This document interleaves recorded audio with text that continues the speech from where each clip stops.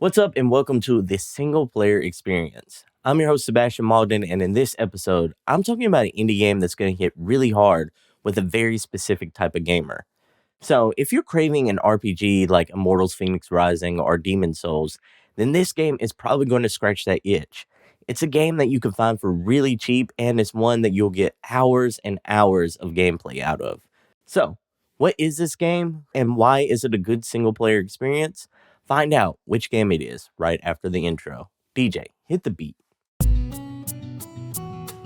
This is the Single Player Experience, the podcast that helps single player gamers manage their video game backlog.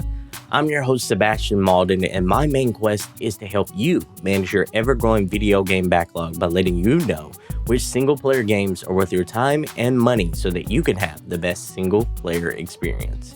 Now, without further ado, let's start the show. DJ, cut the beat. We've all been there, right? You know, when you get hungry and you don't want to deal with the hassle of sitting down at a restaurant. You just want something fast and inexpensive to eat, so you go through a drive-thru. I've done this tons of times, probably more times than I care to admit. But anyways, you grab something that tastes good, gets you full, but you know there are higher quality experiences out there. The creme de la cremes, the five-star restaurants, so to speak. Well, video games have that too. Something that satisfies you, but isn't a five-star restaurant experience. Well, the game I'm going to talk about today is a lot like going through a drive-thru. And I don't mean that disrespectfully. It's a good game. It's a game that gives a high value at a very modest and inexpensive price point. So let's talk about this game. Have you ever wondered what kind of game you get if you fuse Fable, Immortal Phoenix Rising, and Dark Souls? Probably not, but in case you have, just know that you get a game called Asterigos Curse of the Stars.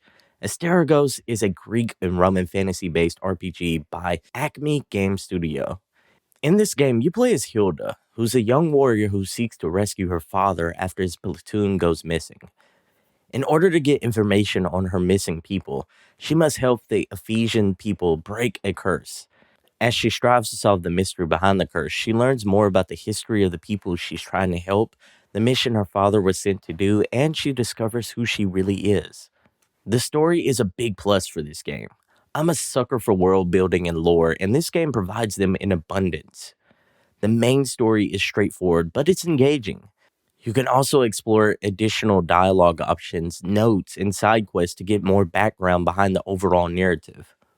So let's talk about the gameplay. In this game, you're given 6 different weapons right at the start of the game.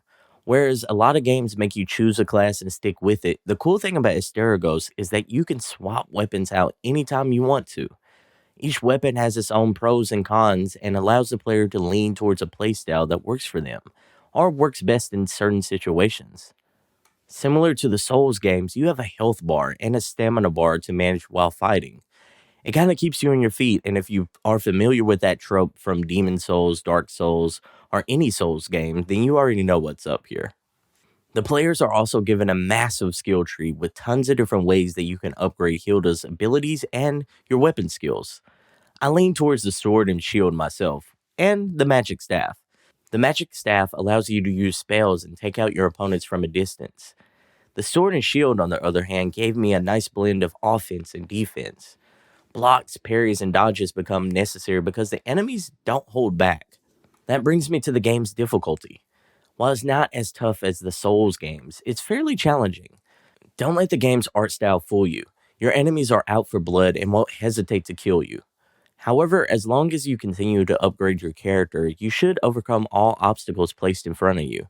The combat is serviceable, but isn't really enough to stand out or feel memorable.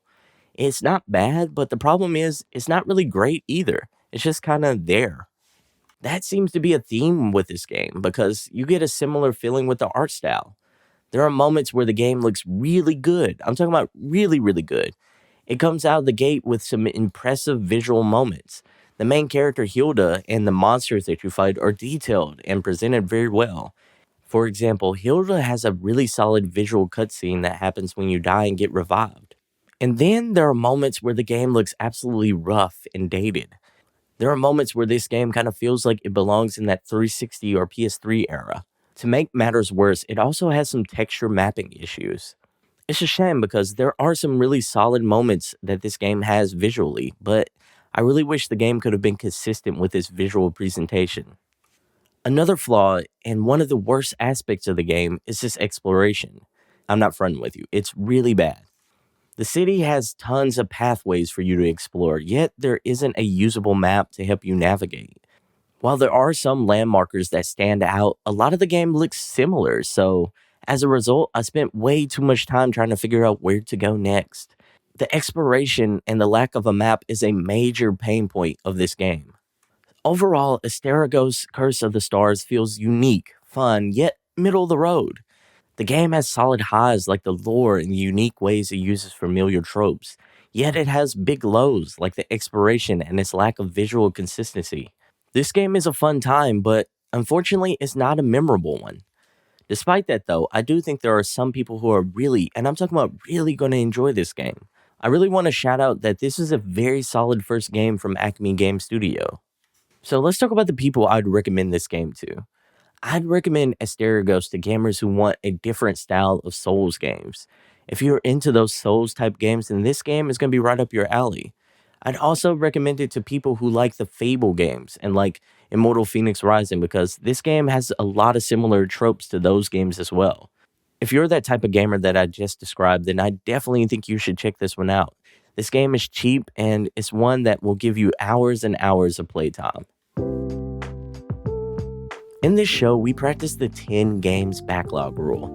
In this practice, you log down 10 games. Those games are going to be your video game backlog. To be as productive as you possibly can be, we recommend that you only play 3 games at one time. One single player narrative game, one game that's going to be your chill and relax game, and another game that's going to be your palate cleanser game, which is a game that you play when you're not in the mood for your other narrative games. When you complete or get tired of one game, it leaves the backlog list. Then you decide which new game is added to the list, and which game on the list advances to your active 3 games. So, where should Asterigos Curse of the Stars fit in your video game backlog?